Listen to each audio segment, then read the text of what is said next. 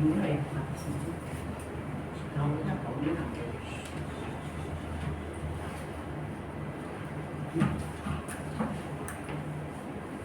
shalom. Selamat pagi Bapak Ibu yang terkasih dalam Tuhan Yesus. Selamat pagi. Kita bersyukur pada pagi hari ini kita sudah masih diberi kesempatan kembali untuk datang beribadah di rumah Tuhan pada pagi hari ini. Ya, ada satu pengumuman. Minggu ini ada pertukaran pengkhotbah GKI Krasis Priangan yang akan melayani di tempat kita di GKI. Pos Dimas adalah Evangelis Tabita Valencia dari GKI Jambi. Selamat datang Ibu untuk pelayanan ini. Terima kasih untuk sudah hadir. Sedangkan Pendeta Sutotan melayani di GKI Kanaan Bajem, Vikamas, Jakarta. Majelis pengurus dan jemaat mengucapkan terima kasih atas pelayanan Ibu Tabita. Ya, kita akan memulai ibadah kita. Saya silakan ambil satu sejenak untuk mohon pimpinan dari Tuhan Yesus.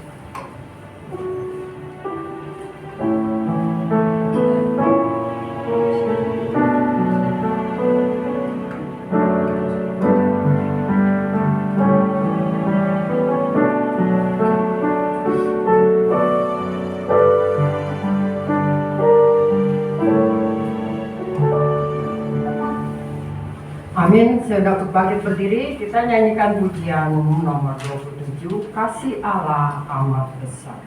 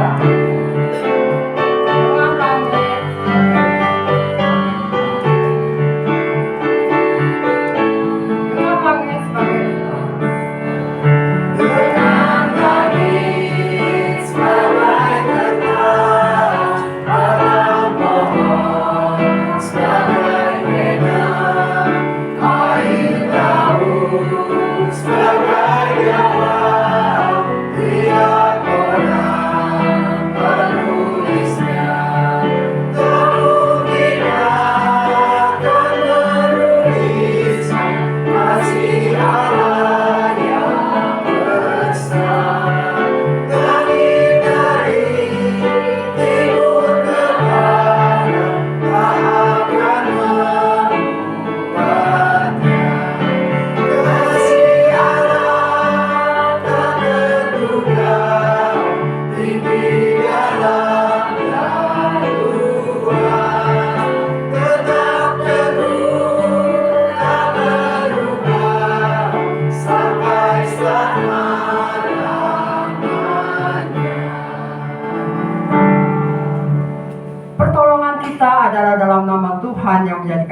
langit dan bumi dan yang tetap setia memelihara ciptaannya untuk selama-lamanya. Amin.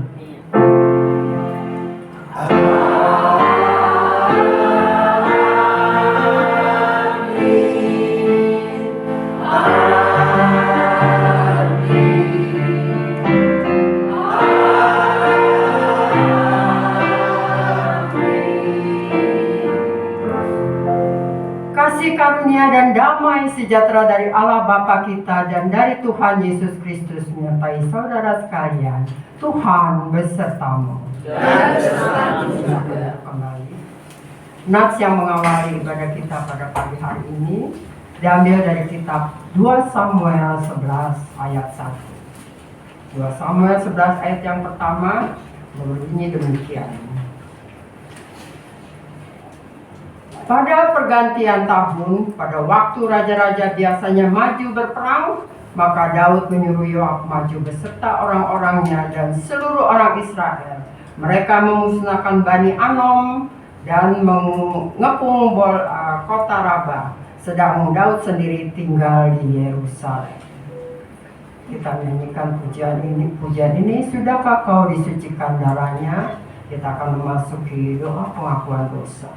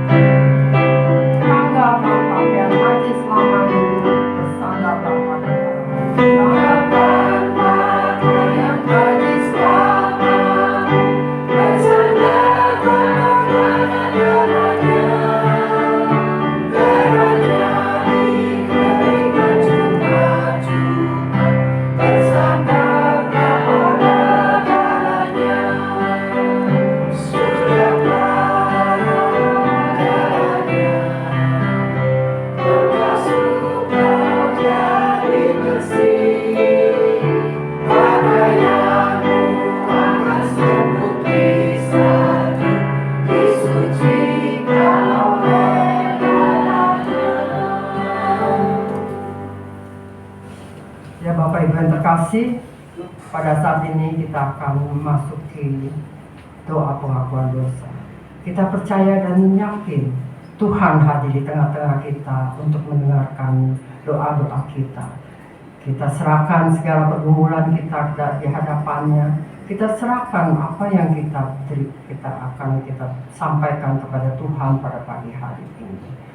Mari saya ajak Bapak Ibu untuk kita berdoa pengakuan dosa. Bapa di surga, pada saat ini kami memasuki doa pengakuan dosa ya Tuhan. Tuhan, Kau yang melihat hati kami ya Tuhan. Kami tahu Tuhan, kami orang-orang yang sangat berdosa padamu, yang sangat sering melanggar pelanggaran ya Tuhan. Ampuni ya Tuhan pada pagi hari ini Tuhan. Sucikan hati kami ya Tuhan Yesus.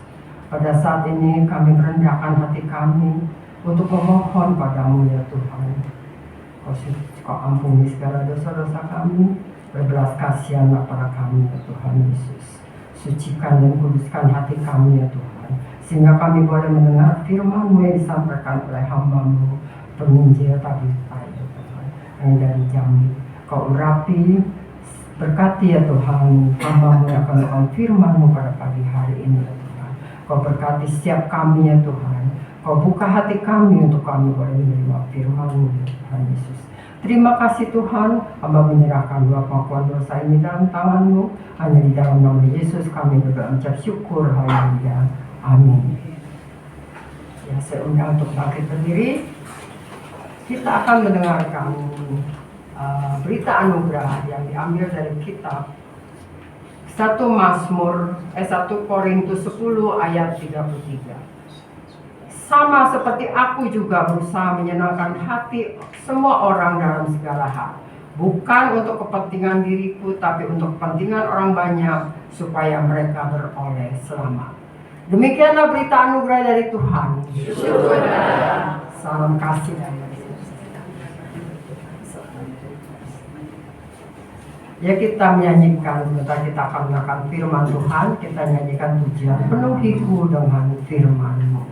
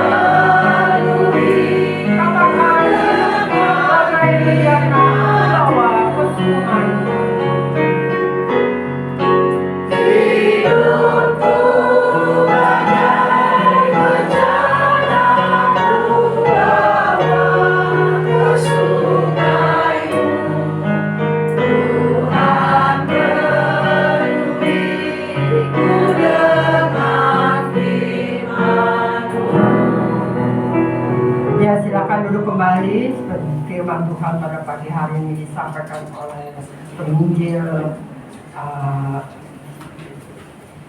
penginjil Tabita Valencia dari GKI Jambi. Sebelumnya kita akan mendengarkan persembahan pujian dari vokal grup remaja.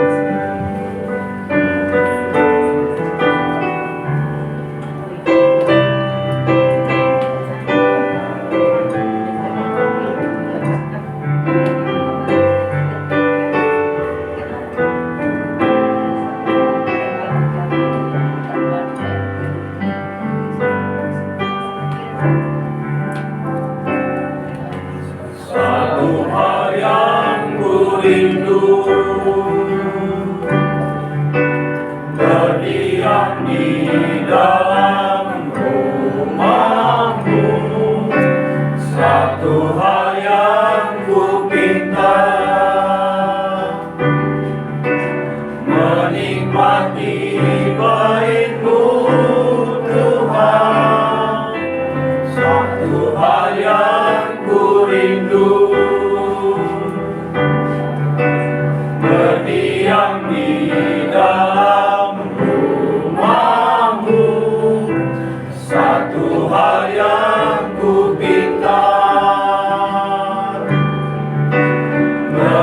menikmati baik-Mu Tuhan. Lebih baik satu hari di pelataran-Mu daripada 1000 hari di tempat lain.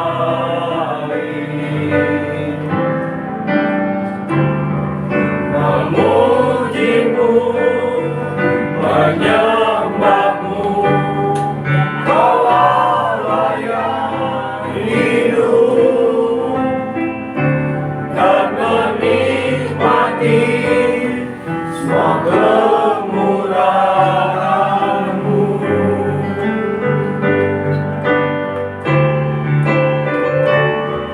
Lebih baik satu hari di pelataran-Mu daripada 1000 hari di tempat lain. Memuji-Mu, menyembah-Mu, Kau Allah yang hidup, dan menikmati semua kemurahan-Mu.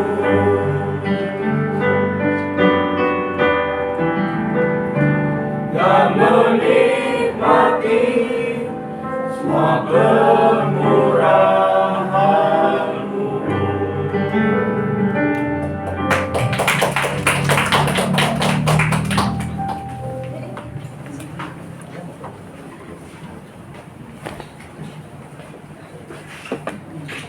Sebelum kita mendengarkan kebenaran firman Tuhan, mari kita mengambil waktu berdoa. Bapa di dalam sorga, kami bersyukur Tuhan atas segala pimpinan-Mu dalam kehidupan kami. Seperti pujian yang telah dinyanyikan Tuhan, kami mau berdiam di hadapan-Mu Tuhan. Lebih baik kami berdiam di hadapan-Mu daripada kami mencari hal-hal yang ada di dalam dunia ini yang fana ini Tuhan.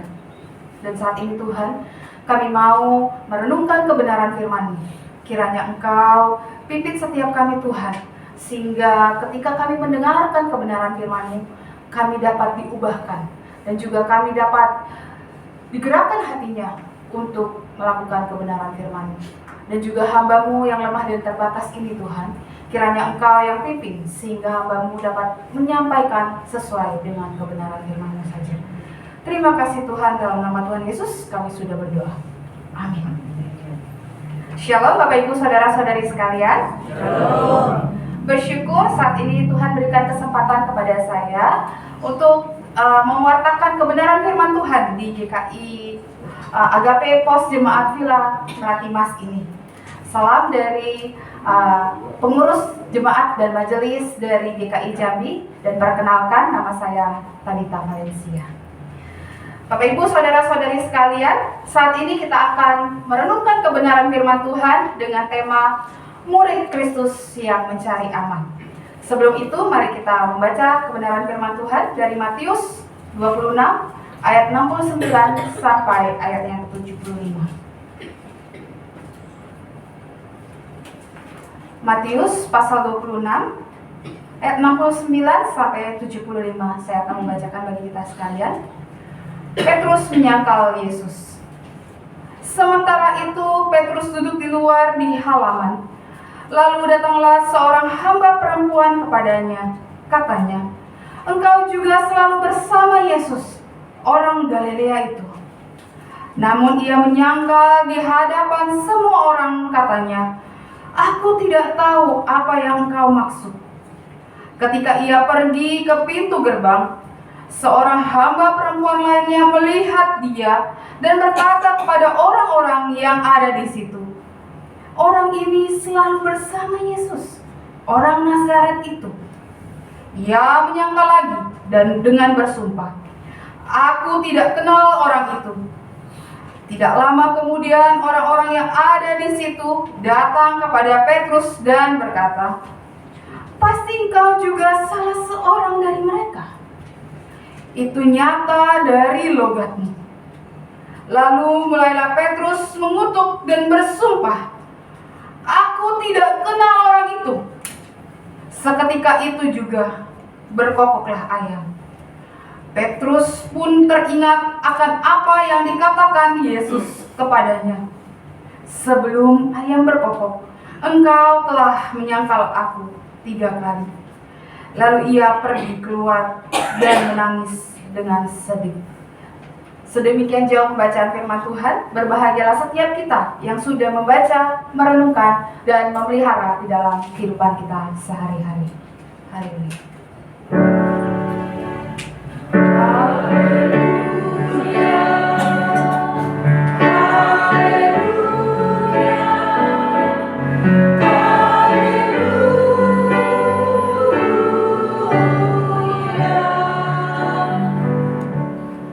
Bapak Ibu, saudara-saudari sekalian, dari tema murid Kristus yang mencari aman ini, ada satu hal yang kita selalu cari dalam dunia ini.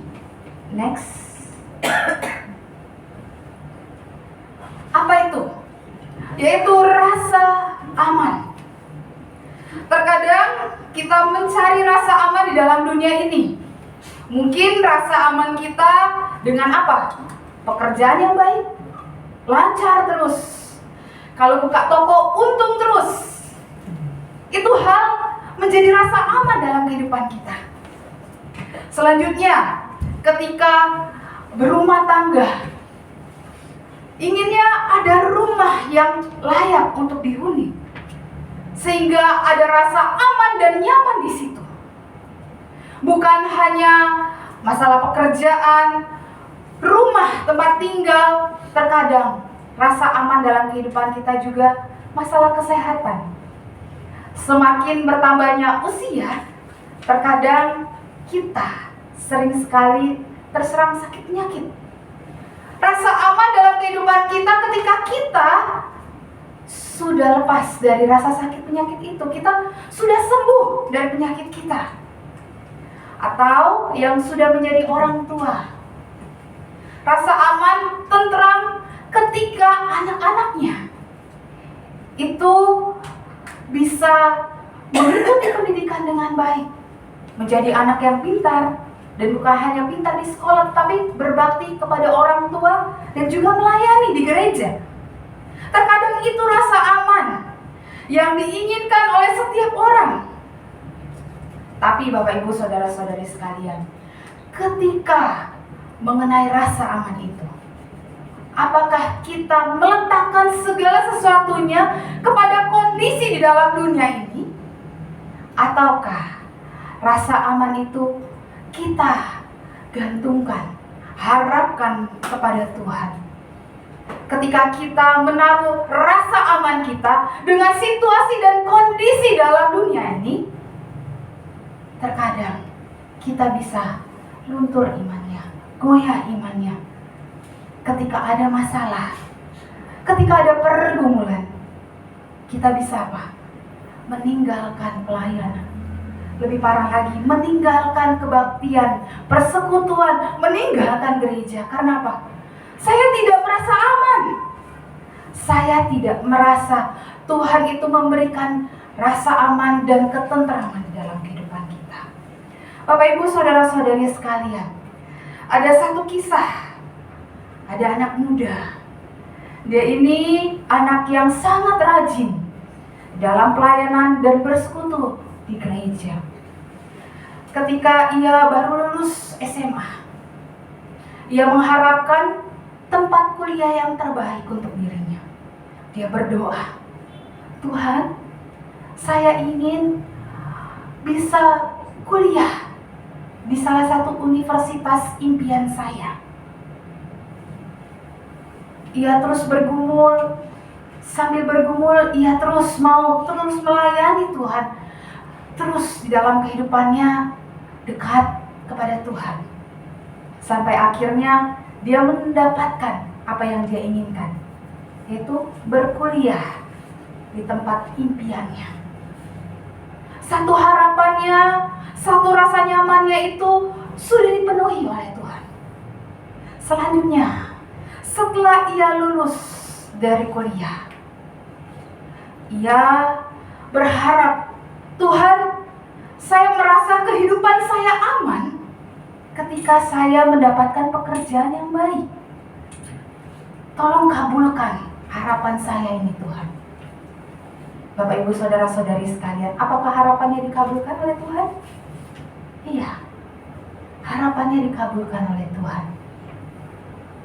Tuhan memberikan yang terbaik di dalam kehidupannya. Ia bekerja dengan posisi yang bagus. Setelah itu, ia bergumul lagi. Tuhan, rasa aman saya ketika saya hidup, saya tidak seorang diri. Saya mau ada pasangan yang mendampingi saya. Akhirnya di dalam pencarian, ia tidak memiliki pasangan yang seiman. Ia akhirnya berpacaran beda agama. Sampai akhirnya pun menikah. Ia tidak mengajak pasangannya itu untuk mengenal Yesus Kristus.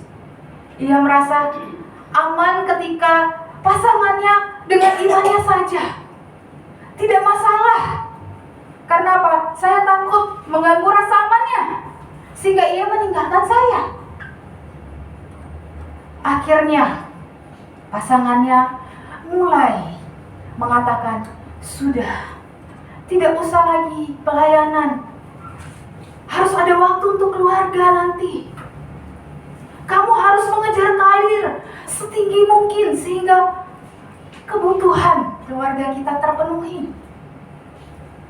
Apakah anak muda ini mendengarkan apa yang dikatakan pasangannya? Ataukah kuat imannya di dalam Tuhan? Pilihan yang sangat sulit bagi anak muda ini. Ia sangat mencintai pasangannya. Ia sangat mengasihi pasangannya. Tetapi ia juga mau terus beriman kepada Tuhan.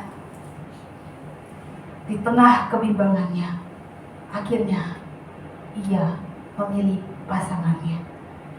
Karena ia mau di dalam dunia ini aman dengan segala harapan dan cita-citanya.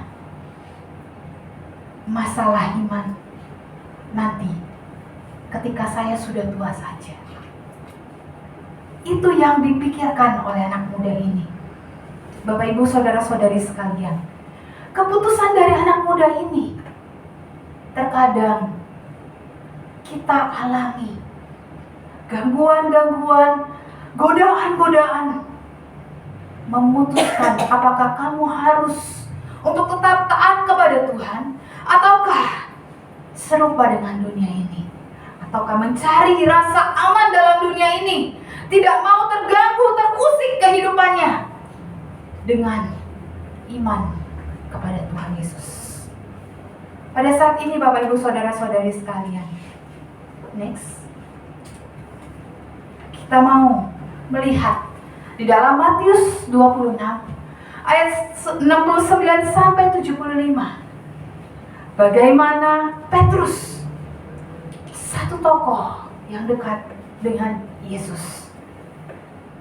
Judul perikopnya, Petrus menyangkal Yesus. Petrus merupakan murid yang dekat dengan Yesus. Dan ketika sebelum Yesus ditangkap, memperingati bahwa ada iman mereka goyah, mereka akan meninggalkan Yesus ketika Yesus ditangkap, diadili, dan juga mati di kayu salib. Tapi Petrus, next, Petrus di sini dengan kepercayaan dirinya, dia mengatakan di Matius 26 ayat 33, biarpun mereka semua tergoncang imannya, karena engkau, aku sekali-kali tidak. Dengan kepercayaan dirinya, dengan imannya yang pada saat itu teguh kepada Yesus, Saya mau mengikuti guruku kemanapun dia pergi. Saya mau tetap beriman kepada Yesus. Tidak mau sekalipun meninggalkan Yesus.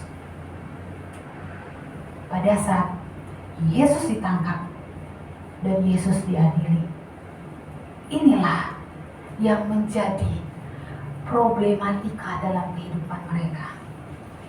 Dalam masalah murid-murid dan juga Petrus secara khusus. Ketika Yesus ditangkap, Yesus diadili. Petrus dengan rasa penasaran dan juga rasa takut di dalam hatinya, ia mengikuti Yesus ketika Yesus dibawa ke mahkamah agama. Ia mau tahu bagaimana Yesus diadili. Apakah Yesus diam saja ketika diadili? Ataukah Yesus berbuat sesuatu yang mungkin bisa melepaskan dirinya dari segala tuduhan-tuduhan yang ada? Di sini Bapak Ibu Saudara-saudari sekalian, ada satu peristiwa yang membuat dirinya bisa goncang imannya. Seperti nats yang kita baca dalam Matius 26 ayat yang ke-69. Dikatakan ketika Petrus mengikuti Yesus sampai di halaman, datanglah seorang hamba perempuan kepadanya. Engkau juga selalu bersama-sama dengan Yesus, orang Galilea itu. Bagaimana respon dari Petrus ketika bahwa dalam pertanyaan, engkau orang yang bersama-sama dengan Yesus, orang itu, orang Galilea itu. Di tengah goncangan imannya, next, dalam ketakutan, awalnya Petrus yakin dengan apa yang ada di dalam dirinya. Ia beriman kepada Yesus sampai kapanpun. Ketakutannya itu melunturkan imannya. Karena apa? Respon Petrus ketika ditanya, engkau juga seorang yang selalu bersama-sama Yesus, orang Galilea itu. Apa respon Petrus? Apakah ia menjawab, iya, saya selalu bersama-sama dengan orang Galilea itu yang saat ini dihadiri. Saya muridnya. Tidak. Tidak seperti itu Bapak Ibu Saudara-saudari sekalian. Petrus mengatakan, aku tidak tahu apa yang engkau maksud. Petrus menyangkali bahwa dirinya selalu mengikuti Yesus. Petrus menyangkali apa yang menjadi kekuatan imannya pada saat pertama kali. Ia cepat merespon, saya tidak tahu apa yang engkau maksud. Saya tidak tahu itu siapa Yesus. Saya tidak tahu siapa yang diadili itu.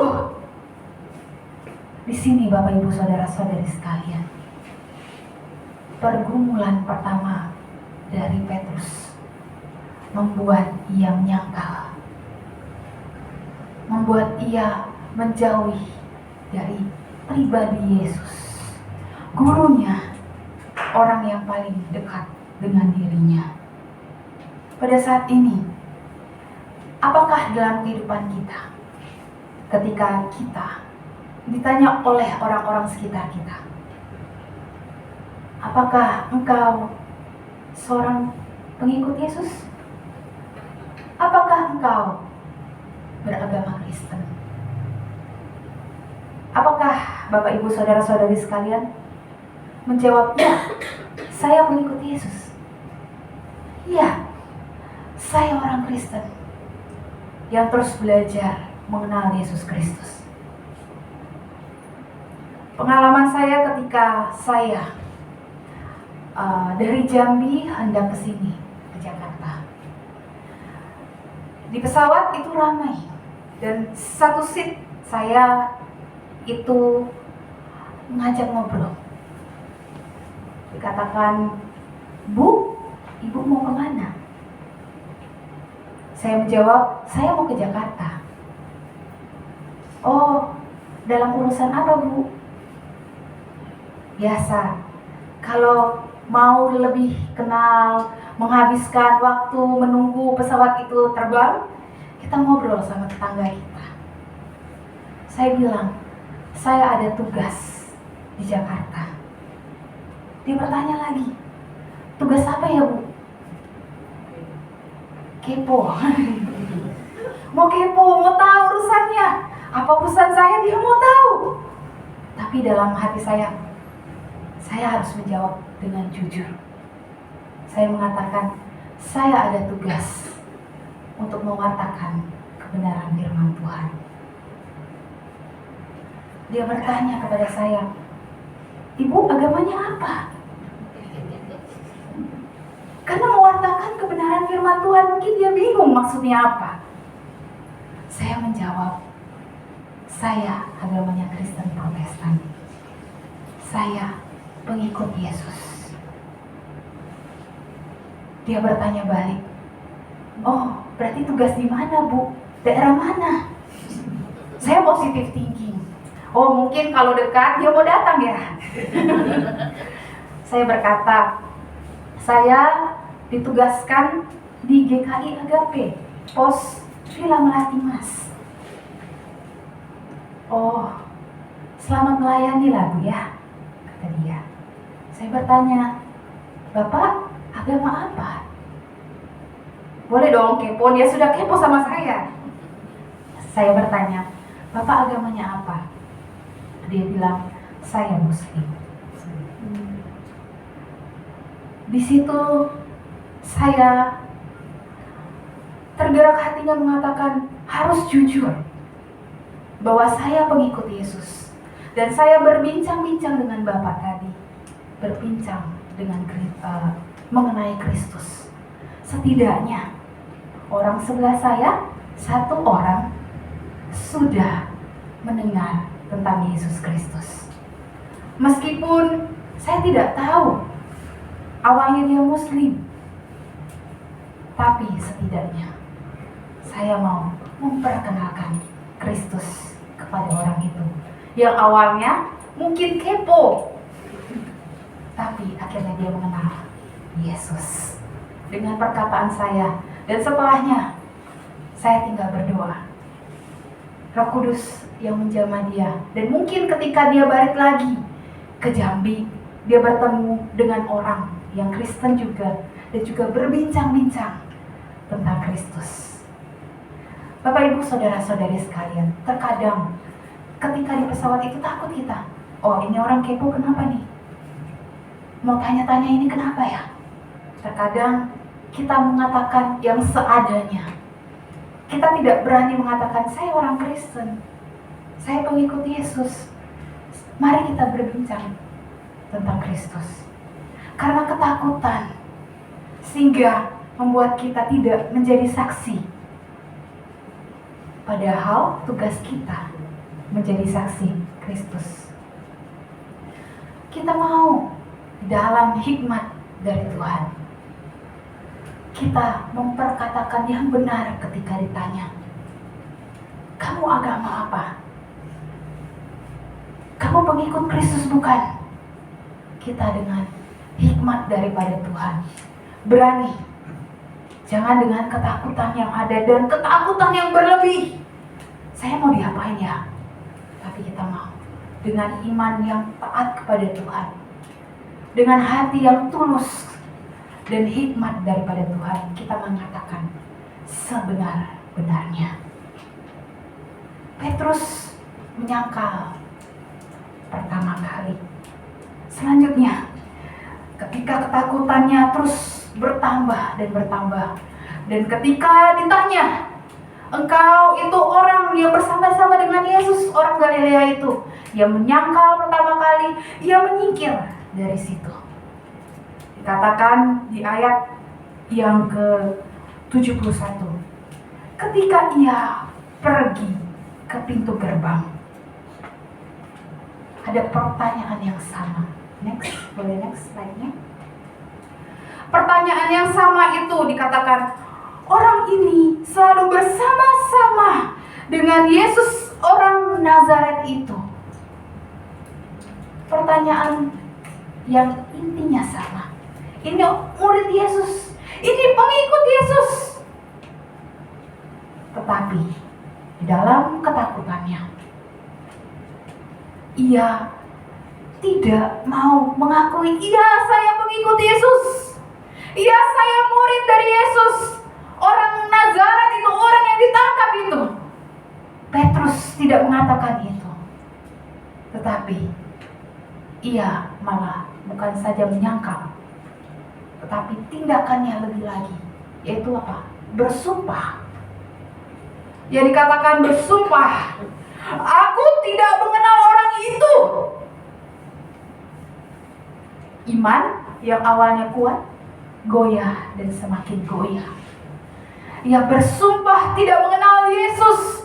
Ia mencari rasa aman. Ia takut. Karena apa? Ketika ia mengaku, mungkin orang-orang itu akan mengatakan, ini pengikutnya, ini pengikut Yesus, tangkap dia, adili juga ia seperti dengan gurunya. Petrus tidak mau mengambil resiko itu. Petrus memilih rasa aman. Untuk apa? Tetap menyingkir. Saya tidak mau menjawab pertanyaan itu. Untuk ketiga kalinya, Petrus ditanya. Ketahuan dari logatnya, bahasanya, bahwa ia bukan orang sekitar situ dan pengikut Yesus. Dengan terpojok,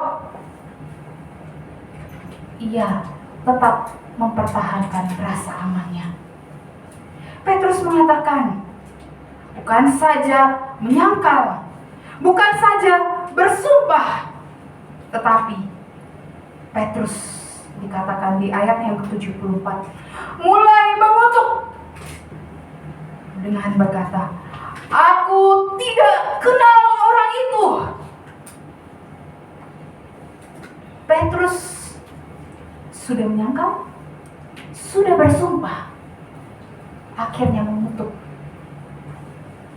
Ia dengan rasa amannya mau mempertahankan kenyamanan hidupnya, tidak mau disidang, tidak mau dianggap aneh, tidak mau dikucilkan.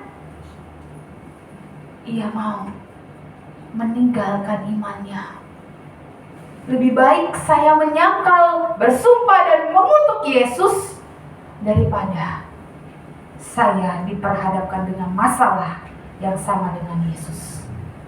Sehingga kita melihat perubahan dari iman Petrus. Imannya kuat.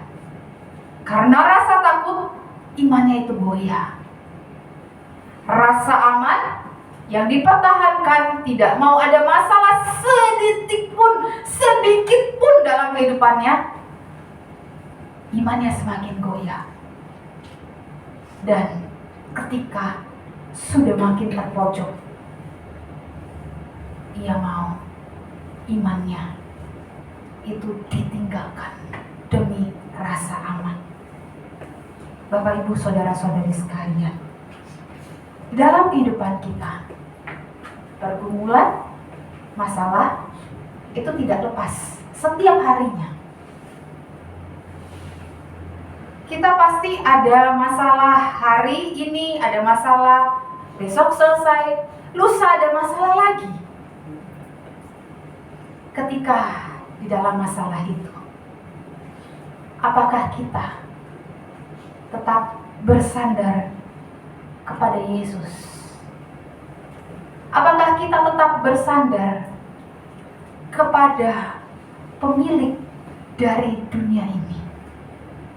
Ataukah kita merasa fokus saya hanya di dalam masalah ini, harus kudu selesai, tidak boleh tidak, sehingga apapun itu pelayanan, apapun urusan gereja, nanti dulu, saya ada nih masalah, dalam kehidupan saya?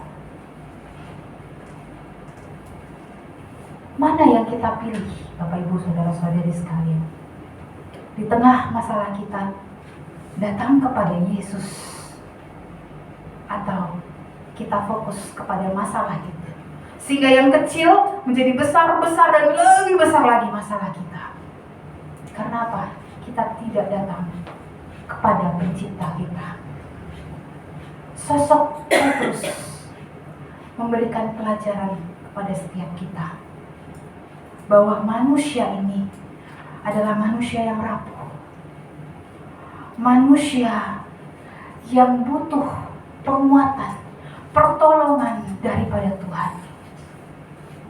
Next, setiap manusia itu harus menyadari kerapuhannya. Setiap manusia harus menyadari kelemahan diri di hadapan Tuhan. Setiap kita punya kelemahan. Setiap kita punya kekurangan. Kita bukan superhero yang memiliki segala sesuatu yang hebat dalam kehidupan kita. Namun superhero pun pasti memiliki kelemahan. Kita bukan orang yang kuat, yang harus menunjukkan saya hebat. Tapi kita butuh untuk menunjukkan kerapuhan diri kita sendiri. Di tengah masalah, di tengah pergumulan, di tengah godaan yang ada dalam dunia ini, datang kepada Tuhan. Sujud di bawah kaki salib Tuhan. Kita mau menyadari, Tuhan, saya ini rapuh, saya ini lemah. Masalah ini mungkin begitu besar dalam kehidupan saya. Dan saya mau Engkau yang menguatkan iman saya.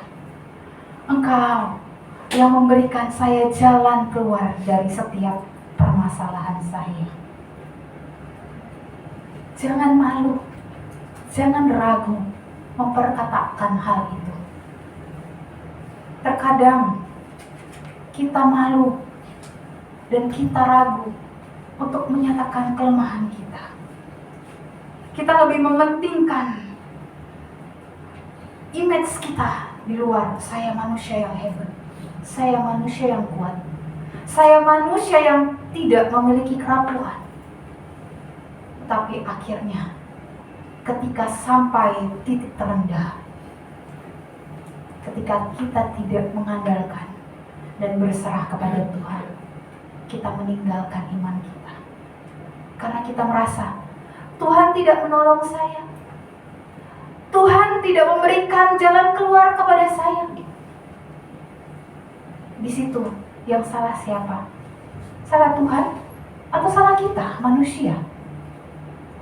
Ketika kita tidak datang ke hadapan Tuhan, kita malah memakai hikmat kita pribadi sendiri, kekuatan pribadi kita. Bukan salah Tuhan, tapi salah kita secara manusia. Dan saat ini kita belajar, ketika Petrus sudah menyangkal 3 kali, ayam berkokok, dan akhirnya dikatakan Petrus teringat akan apa yang dikatakan Yesus sebelum ia ditangkap. Next, Petrus teringat bahwa iman mereka akan goyah, mereka akan menyangkal dan meninggalkan Yesus. Petrus sadar dirinya sudah salah langkah. Ia merasa kuat. Ia merasa rasa aman itu adalah hal yang terpenting dalam kehidupannya. Ia menyesal di dalam dirinya. Ia mengakui kerapuhannya. Ia mengakui kelemahannya. Sehingga ia pergi keluar, meninggalkan kerumunan itu. Apa yang ia buat? Ia menangis. Ia menangis jadi-jadinya, menangis dengan sedih. gambaran Petrus yang selalu kuat, selalu berbicara dengan spontan, menunjukkan kekuatan dirinya. Ia menangis dengan sedih. Setiap kita ketika sudah mungkin punya pengalaman seperti Petrus, lebih mementingkan rasa aman dan meninggalkan iman kepada Yesus, mari seperti Petrus juga kita mau datang ke hadirat Tuhan, menangis dengan sedih, mengakui apa yang sudah kita lakukan, berdosaan kita, salah tindakan kita akui di hadapan Tuhan. Bukan berarti seorang laki-laki tidak boleh nangis. Wanita saja yang boleh nangis. Terkadang paradigma itu, pemikiran itu yang sering ada di dalam kehidupan keseharian. Laki-laki dan wanita itu sama. Boleh menangis, boleh bersedih. Datang ke hadirat Tuhan. Kita mau untuk dituntun, bergantung, dan berserah sepenuhnya di dalam Tuhan. Kita mau bukan mencari rasa aman untuk kepentingan diri kita sendiri, tetapi kita mau dalam kehidupan kita datang kepada Tuhan, sehingga iman kita yang mungkin awalnya goyah karena kita datang ke hadirat Tuhan, iman kita semakin bertumbuh. Next, pada saat ini, mari setiap kita perlu menyadari ketika mencari rasa aman dalam dunia ini, semua itu hanya sementara. Sementara selama kita ada di dalam dunia ini dan membuat iman kita itu mundur dan jauh daripada Tuhan. Rasa aman membuat kita menyangkal iman kita kepada Tuhan. Tetapi kita harus menyadari dan merefleksikan diri. Next, bahwa yang pertama, kita harus hati-hati di dalam perkataan dan perbuatan kita. Ketika ada orang yang mengingatkan untuk kita tetap bersandar kepada Tuhan, tetap bergumul di dalam Tuhan, tetap imannya kuat di dalam Tuhan, itu membuat kita harusnya waspada dan dengarkan, juga lakukan. Sehingga di dalam kehidupan kita, perkataan dan perbuatan kita, seluruh kehidupan kita, fokusnya bukan hal-hal yang fana dalam dunia ini, tetapi Tuhan. Fokus hanya kepada Tuhan Yesus Kristus. Selanjutnya, mari kita refleksikan. Mencari rasa aman di dalam dunia ini tidak membuat iman kita bertumbuh.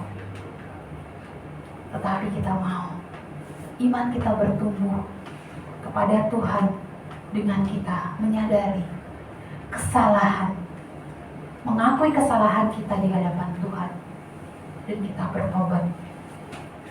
Sehingga dalam kehidupan kita semakin hari semakin mengenal siapa itu diri kita, siapa itu Yesus sebagai penyelamat kita, dan apa menjadi tugas dan tanggung jawab kita di dalam dunia ini. Ingat Bapak Ibu Saudara-saudari sekalian, ketika murid Kristus yang mencari aman dalam kehidupan ini, itu memundurkan iman. Tetapi ketika murid Yesus mencari kebenaran firman Tuhan, itu membuat iman semakin teguh. Kiranya firman Tuhan ini terus kita responi dan refleksikan dalam kehidupan kita. Mari kita berdoa. Bapa di dalam sorga, kami bersyukur Tuhan, firman-Mu mengingatkan setiap kami. Di dalam kehidupan kami sadar akan kerapuhan diri kami. Kami sadar keberdosaan kami. Kami sadar Tuhan akan segala perkataan dan perbuatan kami yang mungkin tidak berkenan di hadapan-Mu Tuhan. Kiranya Engkau terus ingatkan kami melalui firman-Mu Tuhan, bahwa kami mau untuk selalu mencari kebenaran firman. Kami tidak mementingkan kepentingan pribadi kami di dalam dunia ini, tapi kami mau untuk terpaut dan terus mementingkan kerajaan Allah. Pimpin kehidupan kami dan selalu ingatkan kami akan kebenaran firman.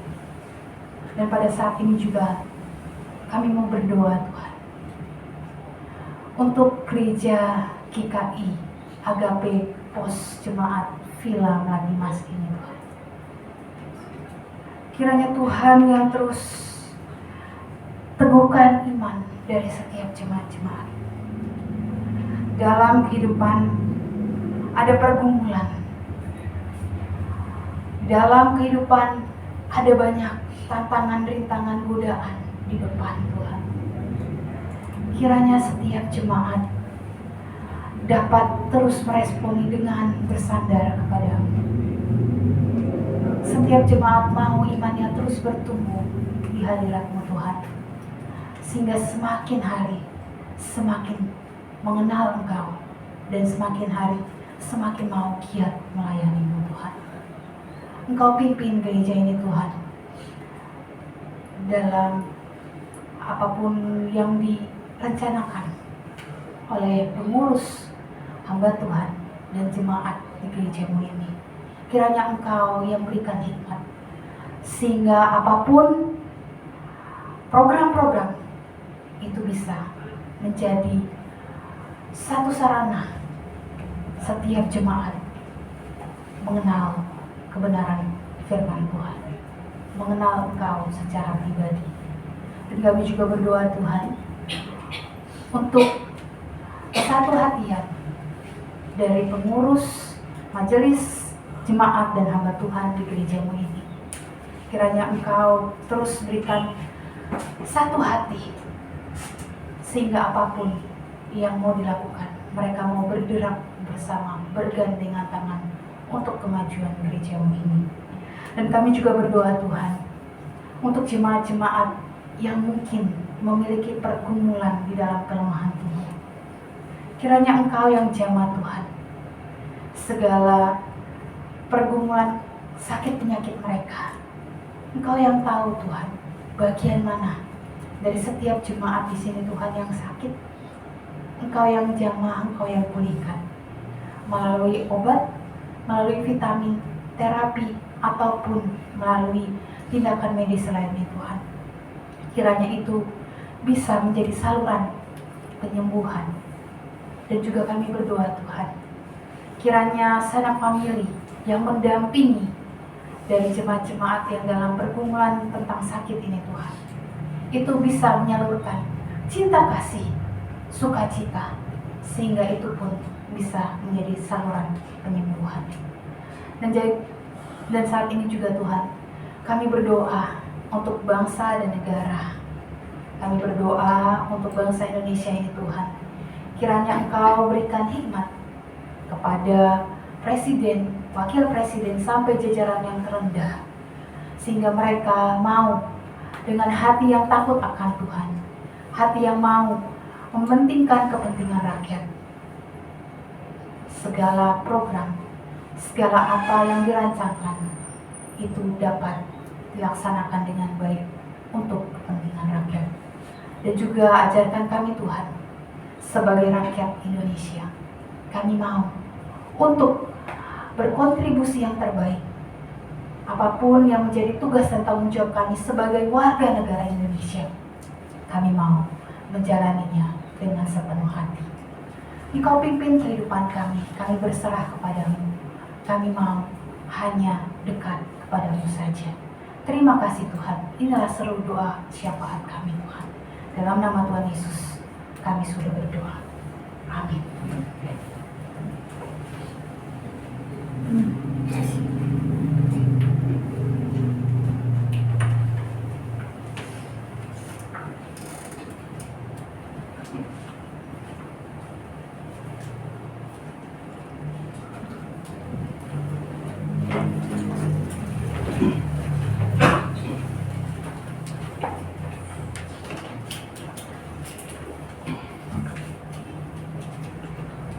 Marilah kita bersama dengan umat Allah di masa lalu, masa kini, dan masa depan mengingat pengakuan pada bab kita ketiga menurut pengakuan iman Rasul. Aku percaya kepada Allah, Bapa yang Maha Kuasa, Balik langit dan bumi, dan kepada Yesus Kristus Anak yang Tunggal Tritunggal, yang dikandung daripada Roh Kudus, lahir dari Hana Maria, yang menimpa sengsara di bawah pemerintahan Pontius Pilatus, disalibkan mati dan dikuburkan, turun ke dalam kerajaan maut. Pada hari yang ketiga, bangkit pula dari antara orang mati, naik ke surga, duduk di sebelah kanan Allah, Bapa yang Maha Kuasa, dan dari sana yang akan datang untuk menghakimi orang yang hidup dan yang mati. Aku percaya kepada Roh Kudus, gereja yang kudus dan am, persekutuan orang kudus, pengampunan dosa, kebangkitan orang mati, dan hidup yang kekal. Amin.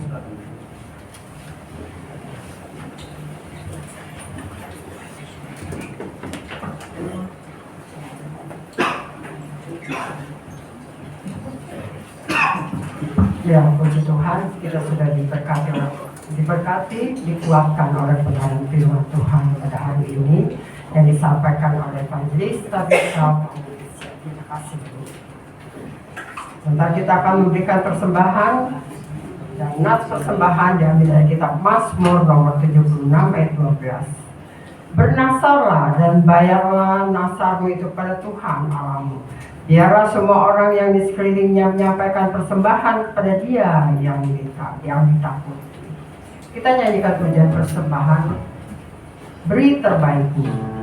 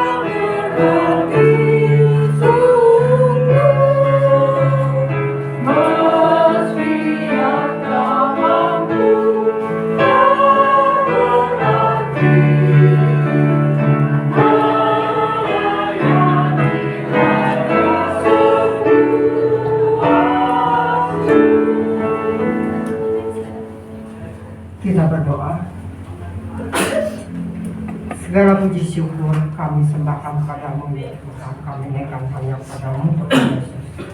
Oleh karena kasih dan pengorbanan kamu yang penyembuhan sudah kami terima dan menikmati hingga hari ini. Terima kasih ya Tuhan Yesus, firman-Mu yang telah kami dengar pada pagi hari ini.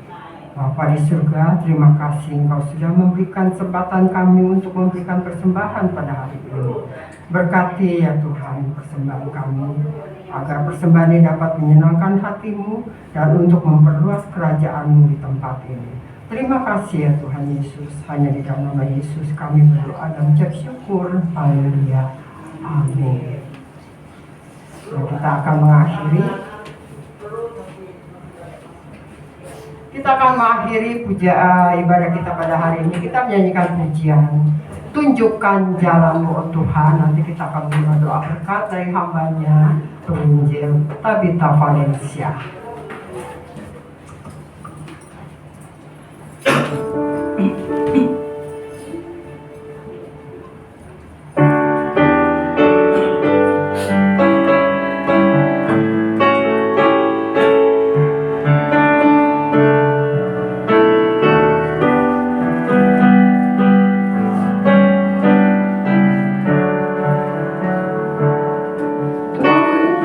Tunjukkan jalan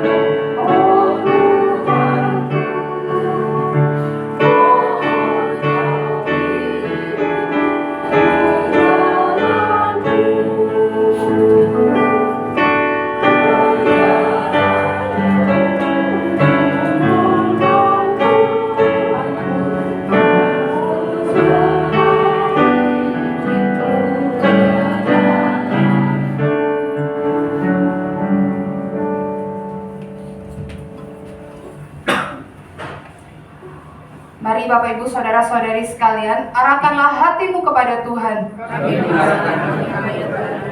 Jadilah saksi Kristus. Syukur kepada Allah. Terpujilah Tuhan. Kini dan selamanya. Mari Bapak Ibu Saudara-saudari sekalian, kita menjadi murid Yesus yang mau memperkenankan hati Tuhan Yesus. Dan kita mau melakukan kebenaran firman Tuhan. Mari kita terima berkat daripada Tuhan. Tuhan memberkati kita dan melindungi kita.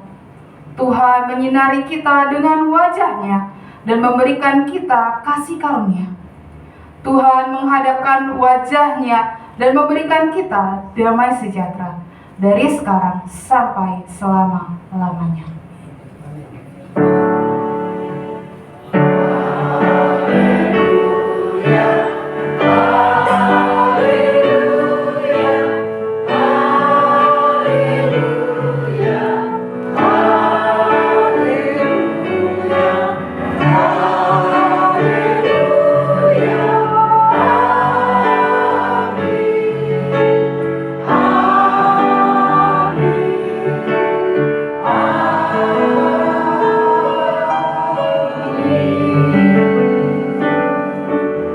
Amin. Selesai sudah ibadah kita pada pagi hari ini. Silakan duduk untuk mengambil satu ucap syukur pada Tuhan. Terima kasih. Selamat siang. Tuhan Yesus berkati kita semua.